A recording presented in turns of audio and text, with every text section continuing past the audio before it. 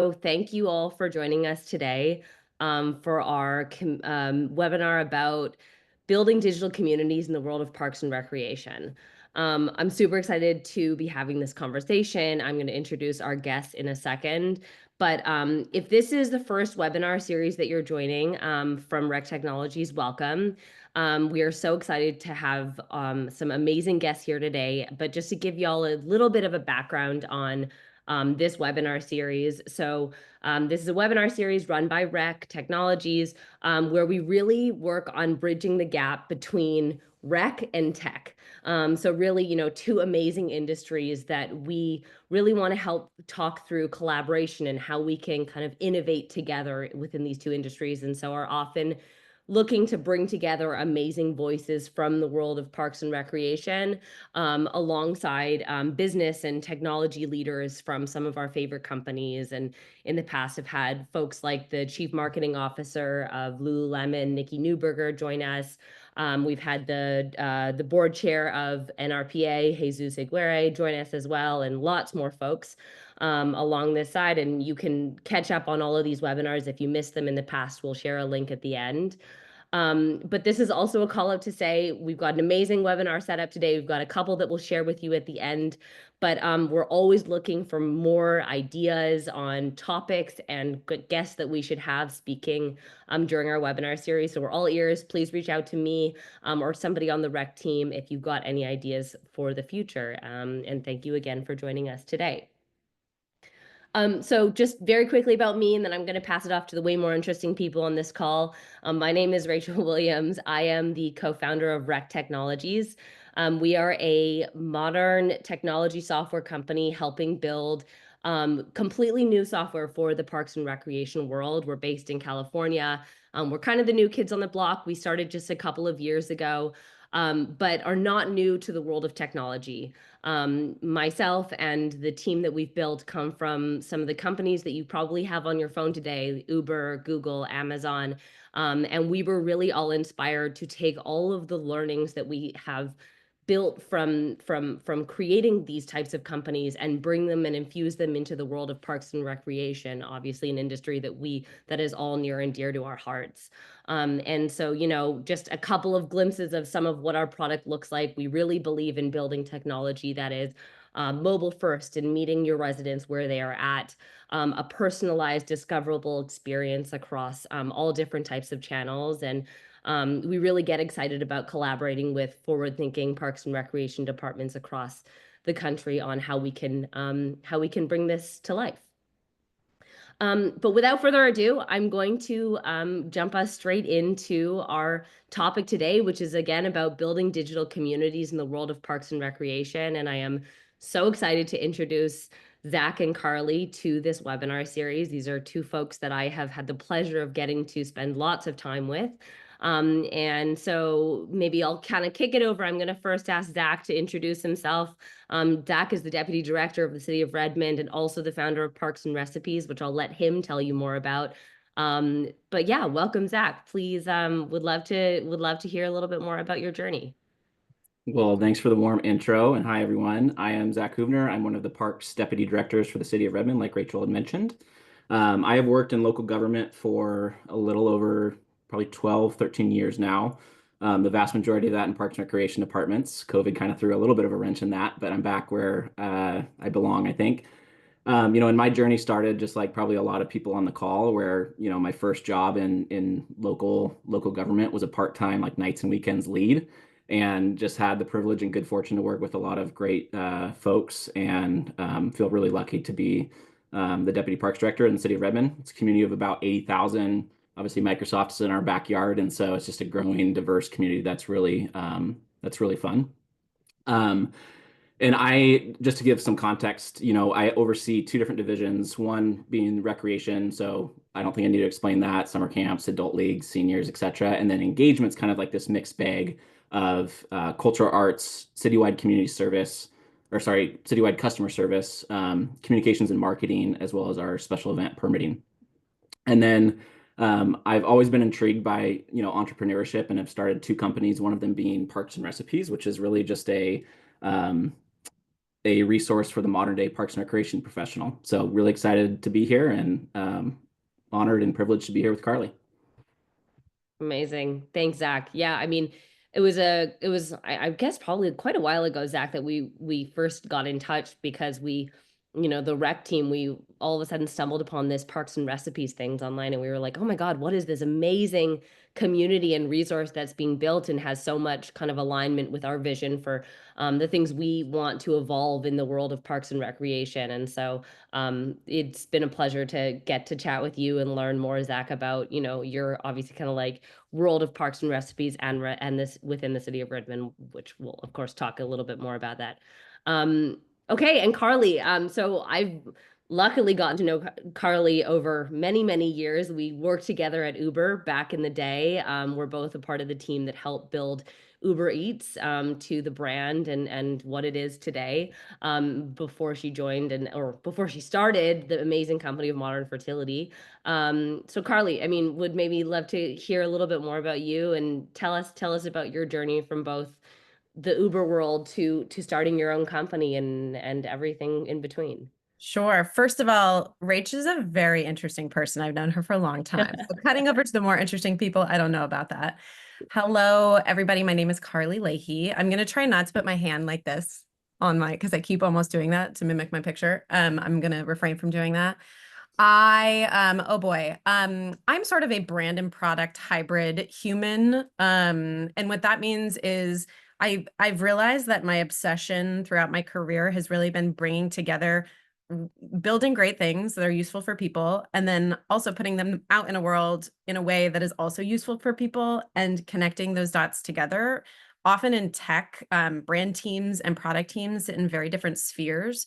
And everything that I do is trying to sort of bring them closer together. So I started out in creative agencies. I spent a few years at Google, a few years at Uber before starting Modern Fertility, which is a women's company focused on helping women get fertility information before they're ready to have kids, before they're even thinking about trying to have a baby. Our company was acquired in 2021 by a company called Row.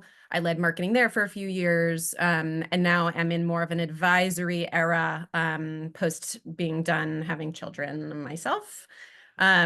So super excited to be here. We did a ton at Modern Fertility around community in all sorts of, I would say, unconventional ways. And I'm really excited to learn more about the Parks and Recs, your industry. And I get to benefit from that as a member of a lovely town in Northern California. So I'm hopeful that some of my little tech isms and community knowledge can help unlock things for all of you with all the wonderful work you're doing. So psyched to chat. Let's do Amazing. Thank you, Carly. Yes, I think there are a lot of tech isms that we're gonna get yes. to chat about today. Um, okay, all right. Let's dive in. So, I've put together kind of a couple of thought starters and questions for you, Carly, and Zach, to kind of talk through, but like also, intended here to really just be a conversation between all of us on kind of our learnings and, comparing, contrasting all the different things from the kind of tech world and the Parks and Rec world and all things in between. And the Q&A box, hopefully a lot of folks have already seen a couple of messages coming through. Please use that to ask questions. We will make sure I'll make sure I'm keeping an eye on those throughout the conversation and peppering in the right questions. And we will also leave some time at the end to just chat through any other questions or thoughts that people have, but highly, highly encourage use of that. And yeah, I think this is going to be a really fun conversation and I'm ready to dive in. So let's get started. Um, so first one kind of directed at you, Zach. We talked a little bit about it and I kind of mentioned it, but like I said, I guess probably over 6 months ago, we as the rec team stumbled upon Parks and Recipes on their website and kind of on LinkedIn, and we're like, oh my gosh, what is this amazing resource that seems to have just popped up for Parks and Rec professionals, and how can we learn more about it? And so, I mean, I think Zach, like, I would love to maybe just dive in a little bit more about your journey of starting Parks and Recipes, what inspired that, but then, in particular, and bringing it back to the kind of topic of this webinar, um, you know, it's kind of like this daunting thing to imagine just having to like start a community from scratch. Like you're literally just like I did this for rec on one day. You're just all of a sudden like creating a new URL and creating a new handle, and you've got 0 followers. Which is scary. So like what was it like bringing Parks and Recipes to life? And just tell us a little bit more about like the things you learned, both good and bad, as you went through that journey. Yeah, so it has been a journey. So this is an idea that I've had for several years. I've always thought that I would, start a company in the local government space. That's all I know really. But like I kind of mentioned in my opener, is like I have this real passion for entrepreneurship and startups in general. And so I definitely don't want to reinvent the wheel. And that's kind of like the ethos of what Parks and Recipes is. And Mhm. so what I found in my own journey is that the modern day parks and recreation professionals, like there's so much on our plate, and you could say that about any industry. But if I may, one of the pieces of content that hit the most within my community after I started, and I'll go into like the early days in a little bit, was a post during Parks and Recreation Month. And I just threw together a post, and it was like, I don't know, 30 different emojis of like the different hats that parks and recreation professionals wear nowadays. And it was like anything from like, park operations, maintenance, facility and field rentals, advertising and sponsorships, summer camps, permitting, like all the different things that kind of are just So thrown on. basically everything. Basically everything. Yeah. I'm super biased, but like Parks and Rec departments are like the best department within any I agree. jurisdiction. And it just hit, and it was like, wow, this is phenomenal. People are connecting with it. But um, like going back to like the early days, like I totally agree with you in that you have to have a vision. One of my biggest things was to connect to someone that basically said, hey, when I see content or like when I find Parks and Recipes, it's like, where have you been all my life? And so that Mhm. was like my lens the entire time of like the early days, was like trying to create content that just like hit. And hopefully it did. Hopefully some of the people on the call today have followed kind of Parks and Recipes from the early days. But like and I'm a sucker for frameworks, so we'll probably get a little bit tactical here if that's okay with everyone. And so one of like the first things that I realized was like you have to be comfortable spending a ton of time writing content and like fine tuning content, and like be okay with like no one seeing that for days, Mm. for weeks, for Yeah. months, like years even, like until you have like this critical mass. And so that was interesting for me, just to like feel that and like feel that like, man, I'm putting my heart and soul into this content, and like no one's clicking on it and no one's seeing it. But then that flywheel starts, and it's like, oh my gosh, traction is like the biggest drug ever for, as a startup founder. And so the second thing to that was you have to be vulnerable. And so I am definitely like, I love following different, influencers, if you will, in the startup space. And one of the things that it was a blog article by a gal named Wes Kao. She runs a company called Maven, and her like blog post was like, you have to have a spiky point of view. And she kind of Mm. outlines that as like you have to be a little bit controversial in this world of like attention, and like people don't have attention at all. Like how do you stand out from the crowd? And so that was another thing that I really wanted to focus my attention on from the early days. A lot of times it's like, man, this is so cringeworthy. Like if like the folks in my department like saw this, it'd be like, oh my gosh, this is like, Zach, what are you doing? But you have to put yourself out there. You have to be okay with that. I don't know, Carly, if you feel the same way. Maybe you can talk about that from your perspective. And then really like my whole content strategy, in a nutshell, kind of wrapping it up, is I read a book called actually Smart Brevity. This is one of like my favorite books ever. It's an easy read. It was from the author, or the author is Jim Vandehey, Mike Allen, and Roy Schwartz. Jim Vandehey is the CEO and co-founder of two media conglomerates, Axios and Politico.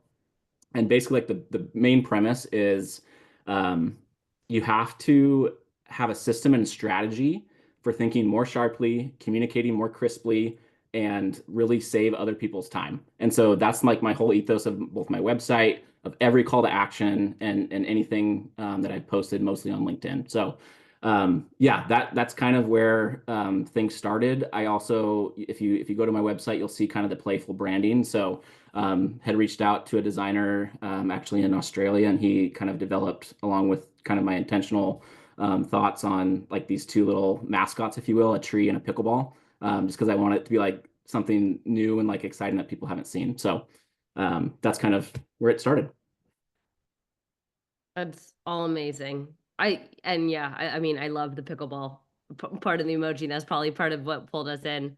Um, Carly, sorry, I didn't mean to cut you Oh, off. I just wanted to pop in with a few things that really resonate. The first one is creating content that no one will see, like for a long time. When we started Modern Fertility, we considered ourselves a fertility information company, and you have to earn the right to be the thing that you think you are. So our sort of equivalent to that was the best, most thoughtfully researched articles about the questions that women have around their fertility. And no one read them before at the beginning. And we found these gaps. There weren't great resources online, and little by little, we just set up the system to be able to research the articles, write them weekly, churn them out, go, go, go, go, until then we started getting a following. And then I think it took 6 months, but by 8 months, we were, the #1 fertility blog on the internet. So it's about sort of like committing to that, even when you can't see. And so much in startups, honestly, you have to ignore if you don't get a return for every dollar when it comes to brand building and content. That's a whole nother story. You're not going to be able to tell your boss, oh, look at all the people who read this, look at all the likes on this article. You just need to commit to believing in our case, yes, content marketing and SEO and brand building in general. But if you have that sort of clear vision, you put a structure to it. And hey, give yourself a timeline. If you say, okay, if I don't see some movement in 6 months with this structure, maybe I need to tweak something, or in 3 months, maybe I need to tweak something. Zach, the other thing that's really interesting, the spiky point of view, man, truly something we always struggled with from a founder perspective. And Rach, I'm sure you deal with this also, like how much do I go out there as a founder with all of my opinions and my thought leadership? Mm. And then you are also presenting content in the frame of your brand voice, this highly trusted, highly medical, in our case, brand. So you have to constantly walk the line between, we couldn't just, make waves with Modern Fertility, because it was this entity we were crafting to be sort of like your trusted, if your best friend was an OB, that's who we would be. Whereas me as a founder with opinions, where do you spike? So that's sort of an interesting, I'm sure a lot of people on the call, you're representing your town, you're representing your district, and how do you play with that a bit? Is sort of always something that we struggled with. And then what can you take sort of personally as a personal project that then connects to where you work. But Zach, you were even mentioning, thinking about your coworkers reading it, and it's like, oh, cringe, but you see it through anyway. So I just can totally relate to walking that balance. Yeah, totally. I love the spiky point of view. I have so many things, but I'm gonna move us along, but I think we'll probably come back to that in a second. Carly, you kind of touched a little bit on this, but for the audience who's maybe a little bit less familiar with Modern Fertility and what you built as the company, maybe could you walk us through your journey? And again, like back to that whole comment like about being tactical, like what was it like when you were at the very beginning with your co-founder, like figuring out like how do I start an Instagram channel? Like where do you focus your time in terms of like your social presence? Like what was that like? Any learnings that you think also can apply to like maybe a Parks and Rec department that maybe doesn't yet have an Instagram presence or is like trying to build theirs now? Like what would you kind of say to them? Sure. First of all, it's very weird to talk about the beginnings of Modern Fertility now, because there's so much more fertility information and women's health reproductive information on the internet and on social media than there was when we started. So I'm like, I promise this didn't really exist. It seems kind of obvious. Oh yeah, and a post about how many eggs you have in your ovaries, but like that was not happening. I think, as I had sort of alluded to, it all really starts with, who do you want to be? Who are you serving, and why? And then how do you prove to those people that you're going to show up and be useful to them every day? For us, it was serving fertility information that is useful. So how can we do that? How do we do that in a really rigorous way? And it also started, as I mentioned, with researching really thoughtful long form content that then we would sort of splice, pick and choose, and distribute across our own channels. So we weren't saying, oh, how do we concept, like a fancy Instagram post? It was, no, we want to educate around AMH, which is a hormone that basically serves as a proxy for how many eggs you have in your ovaries. and let's find a really fun way to make that scannable, scrollable for Instagram.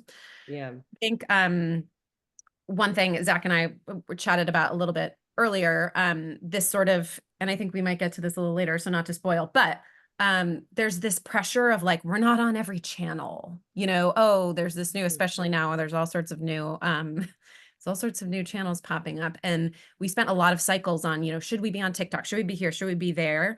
And one huge learning over, you know, the 7+ years of building the brand was be where your audience is. Ours was very much on Instagram. Even if it's not sexy, you know, email is fine. Zach and I were talking about in Parks and Rec, you know, email is sometimes the highest, you get the highest engagement. You get people signing up from email. Great. Focus on your email. Make it really easy from the email to click to a Google Calendar invite to save it. You know, Rec helps a ton with this too, right? It's just like all integrated into your life. So that was something we sort of had to learn the hard way. We experimented with trying to be everywhere all at once, but that's only going to sort of scatter your efforts. So being really clear on who you are and therefore what you're trying to do with useful information, and then, okay, where is my audience, and then how do I distribute it? And I really encourage this sort of like where's the core of where the information is, and then just take the bits and pieces. Don't start net new with every channel, you know, reuse and repurpose for the different touch points. Yeah, totally. Totally. Um, One thing I kind of wanted to just, this was a conversation when Carly, Zach, and I were talking about kind of what we were going to talk about on this webinar ahead of time. One thing we were jamming on was kind of like the magic of advocates, and people that, you know, may or, you know, that are often just like honestly advocates of your platform, advocates of your community, and how they can provide value. And Zach, you had mentioned to me, this is like a Reddit post that, like, you know, someone y'all just found had been posting about Redmond and the Parks and Rec department. Zach, maybe tell me a little bit more about like what it was like when you guys discovered this, and how you guys have thought about like fostering advocates and in the department. Yeah, so I think Reddit is honestly a gold mine of information that I don't think probably like any Parks and Rec departments probably have a presence on Reddit. I was not used to the platform as I was continuing to build out Parks and Recipes. You know, I would go on there, I would search, you know, and it's not just Reddit. I mean, there's Facebook groups and other communities that you can tap into. But Gary Vaynerchuk, another you know, famous influencer that I follow, has like his newest book talks about um, like comments as the creative. And so what I was really doing was I was searching, you know, different posts, whether it be, you know, subreddit in Redmond or a subreddit on, you know, mom and me type Reddits where people are signing up for summer camps and whatnot.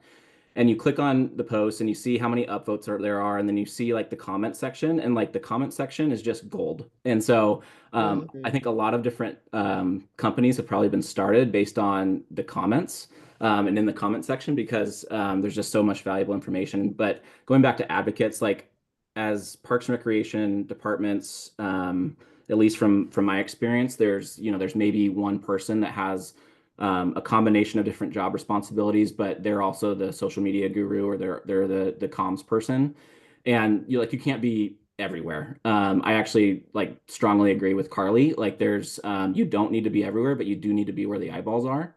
Mm. So the magic of having advocacy of folks who, whether, yeah, they follow your email channels, they follow your social media, they go into your community centers, your aquatic facilities, and then advocate on your behalf is like literally the best, because you're not actually doing that. And I think a lot of folks that may be in the tech world or in the other industries don't really understand that much. Is there's a whole bunch of policies in place for local jurisdictions, and sometimes like there's just a real policy that says like you shouldn't be on Reddit or you shouldn't be on Nextdoor. We don't respond or we don't reply. And so like again, advocacy is just is super important, and it also serves as some type of social proof instead of like us self-promoting ourselves all the time. So yeah, I just thought it was is interesting. We threw it in our manager's chat at work, and it was just like it made everyone smile. So Love it. Carly, did you all have kind of similar experiences with advocacy? And, you Yes. know, what was that like at Modern Fertility? Also, I imagine like always rewarding to like just get to see people in the real world, like, you know, saying good things. For sure. So we did start our own community, which had a lot of different facets with Modern Fertility. To be honest with you, I was skeptical that people would want to talk about fertility at the time, and I was completely wrong. People wanted to connect, not just, like in very specific ways. I want to connect with other single moms. I want to connect with people doing their second round of IVF. So we actually started a community on Slack before we Oh, building. interesting. Yes, it was on Slack for 2 years. We had 20,000 plus people in it. And it was just like an open community that you could Yes, join to have exactly. conversations. You could join. You didn't have to have purchased a modern fertility product, which ended up being sort of like a nice warming of leads Yeah.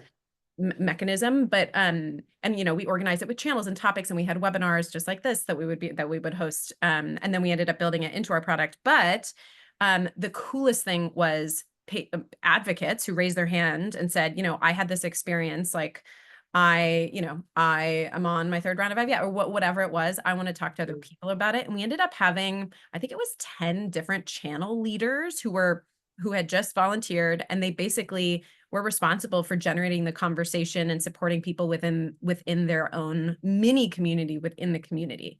And then these people were part of our campaigns. They were advocates in so many different ways. We would bring them out to San Francisco once a year. So and it really started with people just raising their hand themselves. So how might you foster those things? And then we made them part of our our advisory board, and we created sort of like a structure for all of it. So I thought that was such a cool, super authentic, super thoughtful surprise that we could have never manufactured ourselves. Right. And then another, while we're on the Reddit front, the company that acquired Modern Fertility in 2021 has a ton of different health products associated with it, and Reddit has become almost like this rogue place where people who have questions go, and now this company has a much stronger presence there. So it's all an example of like, okay, what do people need? What are people raising their hands to do? And then where are people having the conversations and showing up in those places? I can imagine with Parks and Rec, there's rules for what you can and cannot do, but regardless, staying on the pulse of what people are thinking about.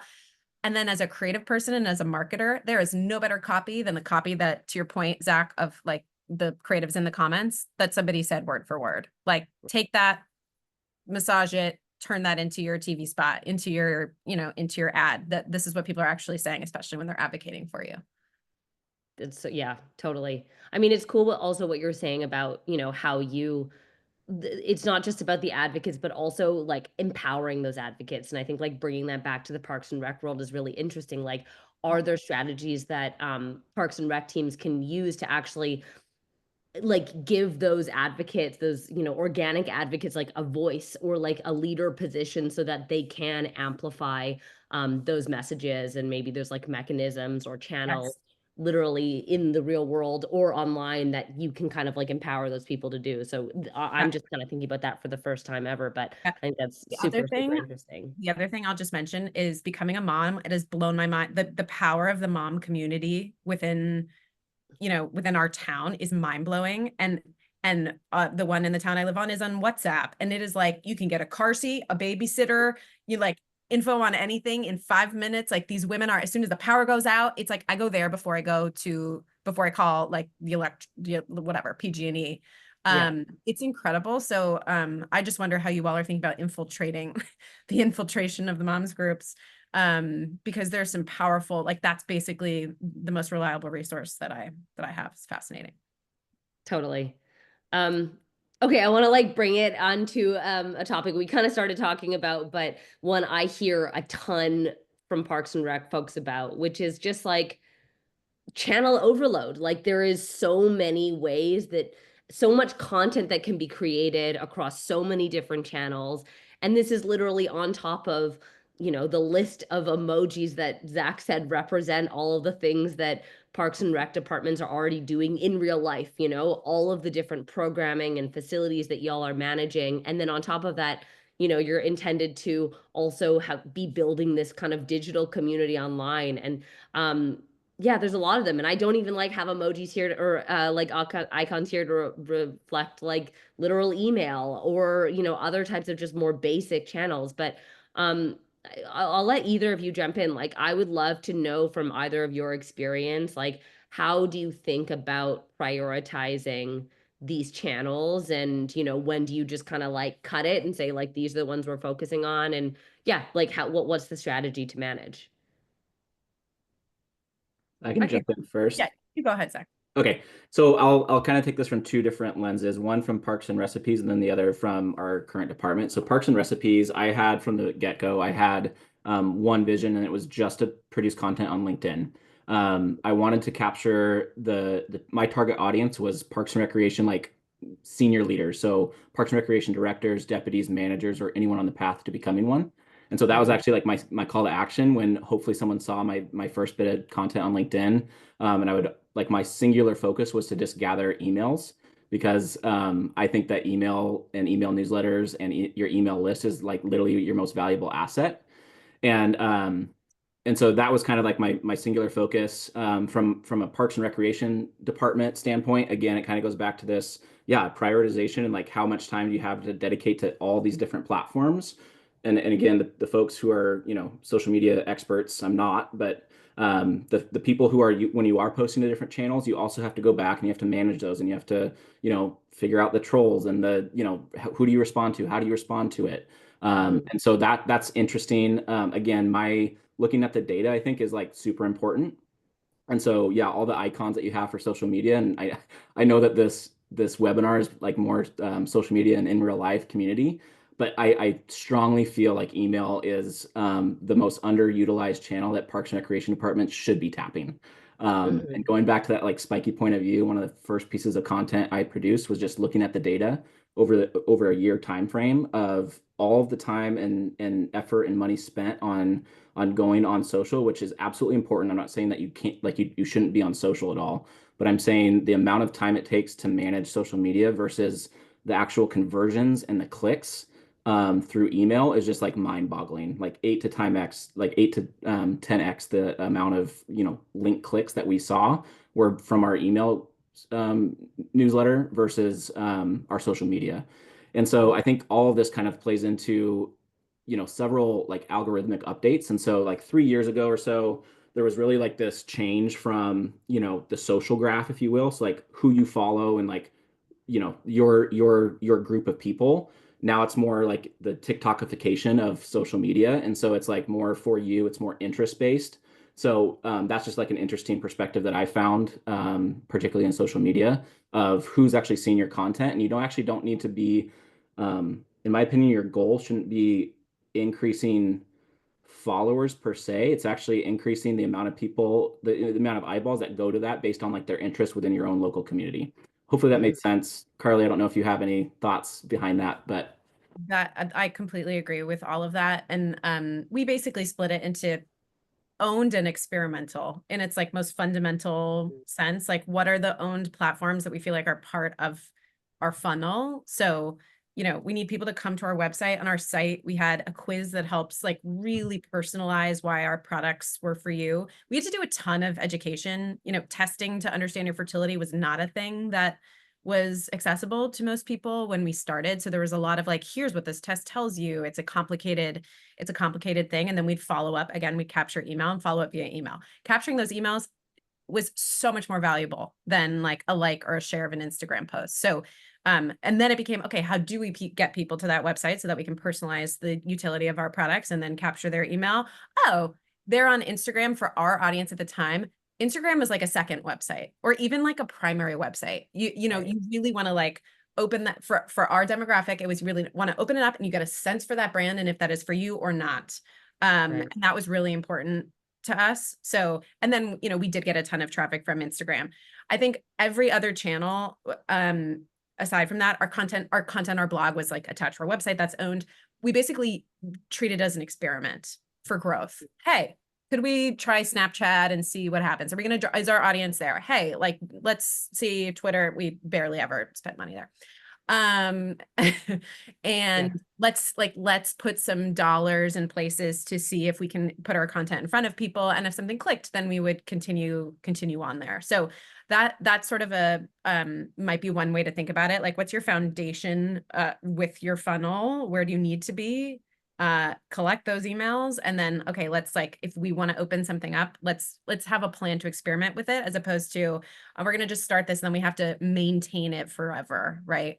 Yeah. There are some necessary evils. Like if you want to have Facebook or Instagram ads, you need to have a Facebook presence. You need to have like the Instagram presence. So there are some things that you just need to have in order to do that experimentation. But by and large, like those extra channels, treating it as sort of an experiment was helpful for us.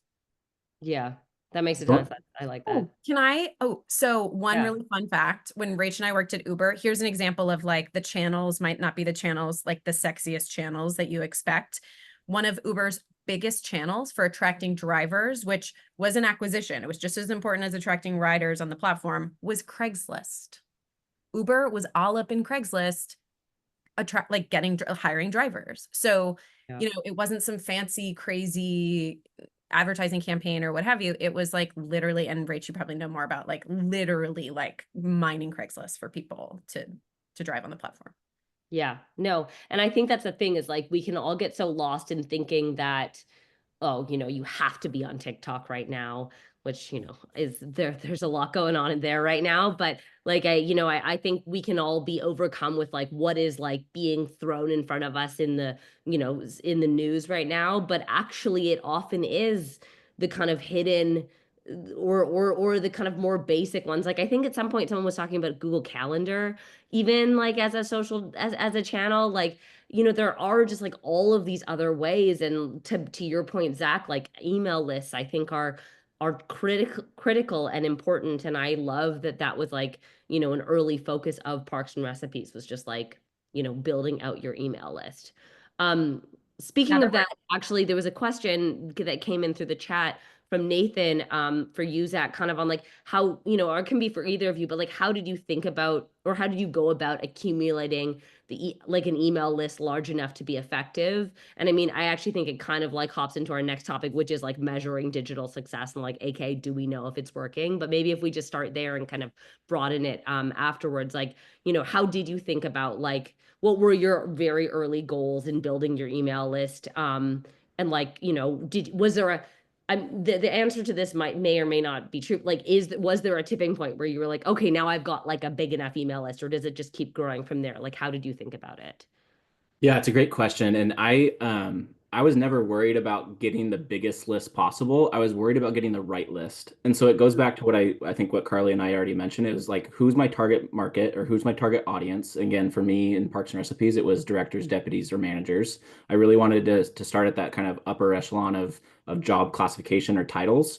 Because again, maybe wishful thinking, but it was if I get in front of the directors or the deputies, like they have obviously colleagues, in their department that they could possibly share it with. And so that was like, again, my singular focus. And then kind of a tactical thing that I did was you have to test the creative. And so when I was writing for LinkedIn, I'd be putting content out there and measuring the analytics. LinkedIn actually has great analytics. I think most social media companies now do, but not always.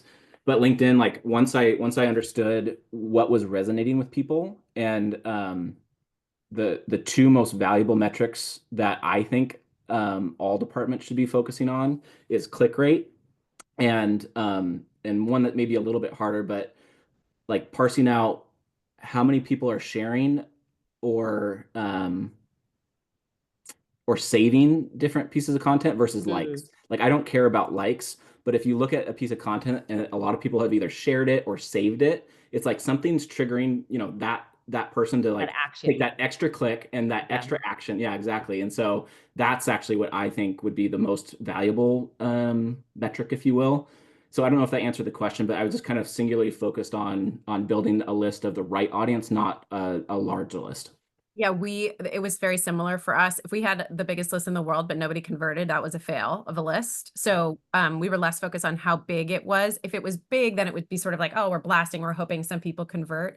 It ended up for us, segmentation was huge. So being able to bring people in and ask, are you trying to have a baby? Are you not trying to have a baby? How old are you? All these things. And then we could like bucket them into the right place so that we could send them very specific targeted messaging. Okay, here's why this is useful for you in your exact moment at this time. So I can imagine with Parks and Rec, there's a similar opportunity, right? If I have a little kid, I probably want to hear mostly about, the kid stuff or whatever it is. That was really, really effective for us. When we did want to expand our audience on the email front, we would do partnerships with other brands and we would do a list swap.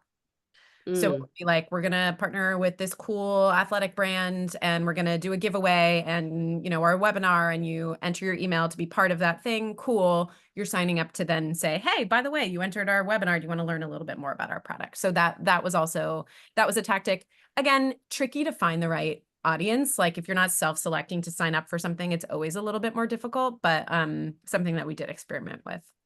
I mean, I think that's a pretty interesting experimentation idea that, Zach, correct me if I'm wrong, but I haven't heard too much in the Parks and Recreation world, which is like, Carly, maybe you could just like double click on like what you mean by email swapping and what that is. Like, I think it's something we've probably all seen in like, it's like collaborations of like brand X other brand. And then all of a sudden you're getting like promotions from the two. But like, I imagine that actually that's totally something that the Parks and Rec departments could apply with like local community, other types of organizations. So like, can you tell us a little bit more about that? And then Zach, I'm curious to hear your thoughts Yeah, and if you so think that when could I say apply. email swapping, I basically mean you're sharing a whole list of email addresses that you have as a brand with another brand. Mm-hmm. And Mm-hmm. you're agreeing as part of whatever deal you have, as part of whatever partnership. And for us, often we never exchanged money. It wasn't like we're going to pay you for this partnership. It was like we're going to swap lists to help both of our brands reach new people.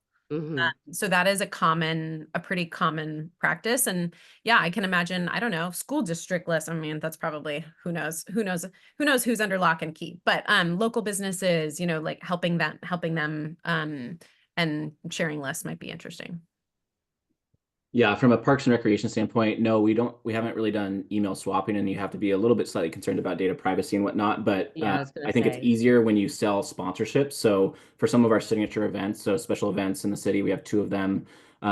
We will go out and we'll sell sponsors, and they all have access to our email list. They'll have access to our social, and so we basically, I mean, it's just the prototypical like tagging them or saying, hey, this is a great product. They've sponsored this program. You should take a look. But no, we have not done email swapping. I mean, I was just thinking like, as we were having this conversation, it's like, yeah, there probably is a lot more data restrictions and someone's written a note about kind of more strict city laws, which we'll talk about too. But I wonder if there's also kind of like creative ways to get around this, which is like, when Nikki Newberger from Lululemon came and spoke on this webinar series, she was talking a lot about like the localized community presence that Lululemon tries to have in every community, and was encouraging Parks and Rec folks to actually go out and like build that partnership with their local Lululemon. But could you work with that local Lululemon store who has an email list of their own to do some type of partnership where they are going to send out a big email blast to their email audience, but within it have, a link to the City of Redmond's, Parks and Rec website and Instagram. And like, are there ways to do it without actually And those are literally things, swapping the emails, yeah, those are things you Yeah. can do as part of the partnership. I promise to post this, you'll post this, Yeah, we'll both send the same email for sure. totally. Totally. Any other, before we kind of jump past this topic, like any other words of wisdom, particularly as it relates to like a Parks and Rec department that is like maybe looking at early social channels and just saying like, is this worth someone on my team's time? There is always limited resources in these departments. And like, someone is probably just like trying to get a post out every so often. Like, how do we make sure or know if it is worthwhile to be present on digital channels? Like any other thoughts on kind of like things that we should be measuring? Maybe two quick things, and I know Zach is a proponent of this too, is, you know, if we don't know how people are getting to us for, MF, if we didn't know how people are coming to our site or to whatever property we have, if we don't know how people are coming to an event, a parks event, how do we know how to bring other people there? So Totally. trying to figure out a way to gather from people, how did you hear about this? Did you hear about it through email, a friend, or what, getting some semblance of that in tech. There's like, you can just like automatically put this into a Shopify site or something. It's like, all gotten these surveys. How did you hear from us? TV, Instagram, what have you? And it's never perfect. Its attribution is just like a pain for everyone. There's no perfect answer, but having some guidance to then be able to allocate your attention is really helpful. And then the other thing I'll say, the real talk is if anybody tells you that they know how to attribute likes, impressions in social to sales or to actual like butts in seats, they are lying to you. There is no science. I have spent a decade trying to like tie those things together. It's really just this like it's building the brand is like on a lot of is faith and momentum and feeling like you need to be in the places you need to be to support your community. Something like email is just like a lot more structured with people are opening it, they're saving it to their calendar, what have you. But it is a fuzzy science. So just don't get lost in the fact that you're never going to be able to, to prove out how every impression ties to whatever end metric. That's okay. Totally.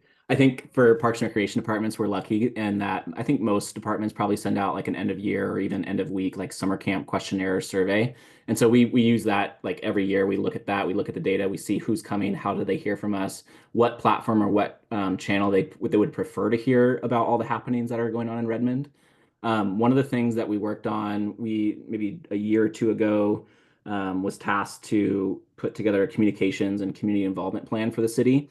And one of the appendices, there's actually a great resource, and I can actually throw it in the chat. But Granicus is a company, large conglomerate in the local gov space, and they basically analyzed like I think it was like 18, 19, 20 billion emails across like federal, state, local, and even on like the UK. And they measured like open rates, click rates, conversion rates, and some other like proprietary metrics, if you will. Mm-hmm. And so we actually use that, like we use that report to measure our performance on both email marketing. Again, like I think it was iOS 14 or iOS 15 update. Like there can be some, slightly swaying upwards of like open rates over the years because not to get too technical, but I think Apple basically like throws a pixel and it opens the email. So like if someone gives us an email and someone's opening it in their iOS device, Apple pre-opens the email. So open rate's actually not the best metric to measure anymore. It actually is definitely click-through rate. And so anyways, just I'm on this email bandwagon right now, but anyways, the benchmark report is super helpful. And I think I've never been a part of it, but maybe someone listening can put together a webinar of themselves or like present at your local state association or NRPA on like metrics for Parks and Recreation departments and like getting super tactical. I know that that's something that I would love to see. That sounds like a future webinar topic, Zach. Yeah. Okay, cool. One other thing I wanted to just talk about is, the thing that like brings a lot of this together, particularly for Parks and Rec departments, is, like Parks and Rec departments are about IRL, about things happening in real life. And I pulled this picture, Zach, from y'all's social media presence in Redmond. But like, everything is a lot about getting people outside and out doing new things and being active. And so how do you all think about, and it can be like in tying things from digital to in real life or bringing in real life to digital, like how do you think about tying these two things together? I think that's like a critical thing is like we're talking about an industry where it is all about the stuff that we're going out and doing outside. So, Zach, like, I'm curious maybe to kick off with you, like, how do you think about like actually tying these two things together? So I'll actually take a different perspective on this. I think that in Parks and Recreation departments, you actually go from in real life events to digital. And I know that there's obviously back and forth on that, but like for instance, our region experienced a really bad windstorm in November, and it knocked out power to multiple hundreds of thousands of people for several days. And so we opened up our community centers and our city hall to folks to come and, get out of the cold and charge a device. And so, over a span of 4 or 5 days, we had, somewhere around like 3,000 people come into our community centers. Oh. We opened a brand new community center in May of 2024. So it was actually like great, like marketing of like, hey, come to this beautiful new center. We'll provide you a cup of coffee. Again, the ability to charge devices. And a lot of people were just like, wow, I didn't even know this was here. And so that like in real life experience and like even like the screenshot that you have here, it's like one of our planting or Arbor Day type events. It's just super important to like get people in community. They want to volunteer. They want to be with their family. And then how do you transform that and be like, hey, we also have 40,000 different activities throughout the year, something from, birth to death. Like that's our target audience in Parks and Recreation world. And so it's actually, I think, easier as a maybe a company to have like the sole focus on an individual like unique target Hmm. audience or whatever. But I actually think that we do a lot of, again, signature events or like special events in general. I think that's like critical opportunities to get people into your city, into your ecosystem, and then show them all the different things that you have available to you. Love that. Carly, what about you? Like, I mean, tell me what it was. You told me a little bit about some of the modern fertility events and stuff that you did in real life. Like, what was that all like? It's so interesting that it's the reverse problem, right? We were a company that existed on the internet to help people at scale. So bringing people together was the inverse, whereas you Mhm. all are building things in real life all the time. And I can imagine it's about content capture and promoting those things and, putting a bookmark in that for the next year when you do it and, for ideas to promote it. We had tons of events, and our signature event was called Hormone Nights. Yeah. And we literally did, I think at one point we called it March Madness. One March, we did 3 events and 3 events a week and it started in our office and people liked that it felt startup-y. And then we went to companies and we were teaching people about their hormones. One of our physicians would give this amazing presentation, and people were really, really into it. So for us, it was sort of, it had many, like we were doing it for many reasons. One was, the sort of like good juju brand building. One was really learning from people what questions they had, how we might better just like hone the pitch around what our product was. And then we learned that these are great opportunities to capture creative. And I think that's something for Mhm. Parks and Rec. You all don't have to manufacture those opportunities because that's what you do Right. every day. And making a point to get a professional photographer there to interview some people with some video, like going the extra step to make sure you capture so that then the thousands of people who weren't there feel like they were there. And from we did this also from a content calendar standpoint. If we did something around PCOS Awareness Month, hey, guess what? That shows up every year. So let's make sure we're, Right. documenting that. And then when we open it back up next year, we have something to start from. So yeah, we really learned it became more about the capturing of that for future use. Yeah. And we created advocates with it. But again, they were really small, intimate events. They weren't mass sales events, and we did Yeah. not measure them with, okay, we have 20 people in a room. How many of them are buying our products right now? Sure. Sure. These 20 people spent 2 hours of their life with us and Yeah. continue to spend time with us. So Yeah. a little bit of an inverse.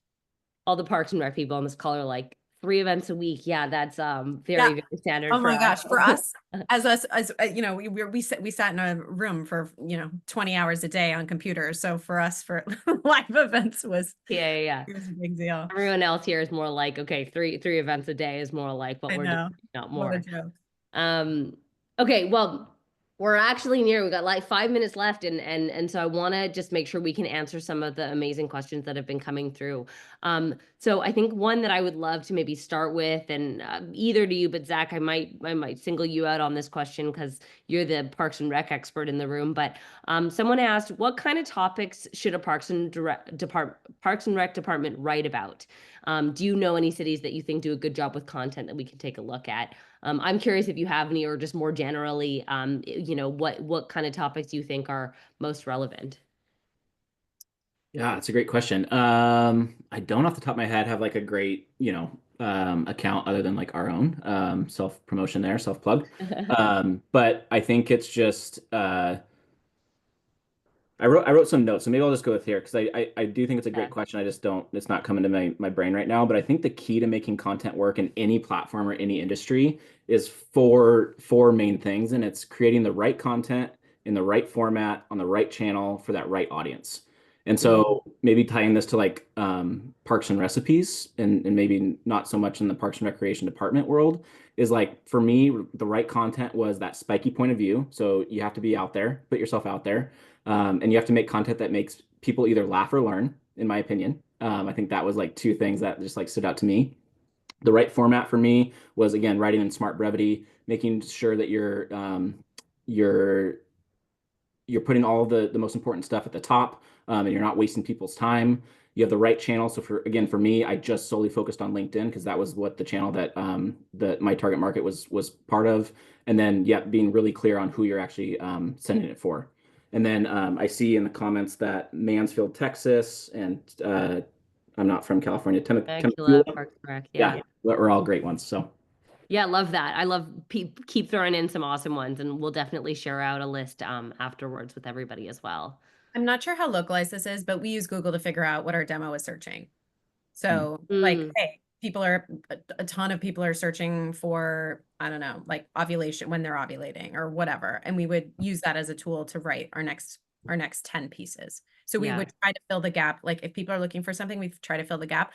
I'm sure you can, I'm not sure if you can go by town, like, hey, what are people searching for in my town? But it could be worth looking at some of the Google Trends data, some of the keyword tools. Those are all free. You can Google them.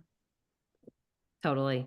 And then maybe just to kind of like follow up on that one, maybe a little bit to you again, Zach, but any suggestions on how to build an online presence around strict city laws? I'm not sure if you've had an issue with this in Redmond, but like how have you gone about like thinking about maintaining that balance, obviously knowing that like this is, a representation of the local government. yeah, it's incredibly hard. Like Yeah. full stop. It's super hard when there's barriers. Obviously, I think for our mindset, it's just like, okay, well, what are the parameters? And then like, let's go. Let's find that one Yeah. channel that we are allowed to post on, that we can connect with people, that we can reply. And I'll be like fully transparent. Like Redmond is phenomenal with this. Like they allow us a lot of flexibility and autonomy to do so. But again, I'm going to be a broken record. And it's that rent versus owned audiences. And so rented audiences or rented platforms or channels is like social media. You're kind of the algorithm kind of makes it so that when you put this content out in the world, like it shows it to people that they think is most relevant. Email list is like an owned audience. It's an owned channel. Yeah. So it's a really interesting question, hard one to answer, but I think it would just be have that one call to action and get people on your email list. And it's actually really great for parks and recreation departments because a lot of times you can capture that when people are signing up for your programs. Obviously have like an opt-in box, but yeah, it's just fantastic to be able to add folks to it. Cool. Thank you. I wish I had more time for more questions, so we'll have to do a little bit of a follow-up after for some of the questions that we didn't get to. But I did want to just take a moment to thank you, Carly and Zach, for joining us today. It's so fun to have these conversations, particularly when you have two guests that just make it so easy to have the conversation with. So thank you both for that. And just a kind of quick note for everybody that's joined us, thank you again for joining. We are excited to be announcing our next webinar, which is going to be in the middle of March on data and storytelling with Harry Tannenbaum, who's the founder of Mill Industries, alongside Robert Carmona, who's the Parks and Recreation Director of the City of Gilbert, Arizona. We're super excited. We'll share out a link following up with this with a link to this webinar as well as how you can sign up for the next one. And just a huge thank you to everybody for being a part of this conversation today. I love all the engagement. I love all the ideas that were thrown out there at the end. We'll compile a list for everybody of awesome Parks and Rec Instagram and social accounts that we've seen. And last but not least, I mentioned it at the beginning, but if you'd like to get in touch with the rec team about talking about Rec Labs, which is kind of a small group of forward-thinking parks and rec leaders that we engage with to talk about how tech and rec can collaborate better together, I'd love to hear from you. You can email me directly, rachel@rec.us, or head to our website, rec.us/partner, to add some more information. And yeah, thank you again all for joining. Carly and Zach, thank you. Really appreciate this and hope everybody has a great rest of their day and week ahead. And with that, I think we are all set. So thank you all again for joining us. Thanks for having us. Bye. Cool.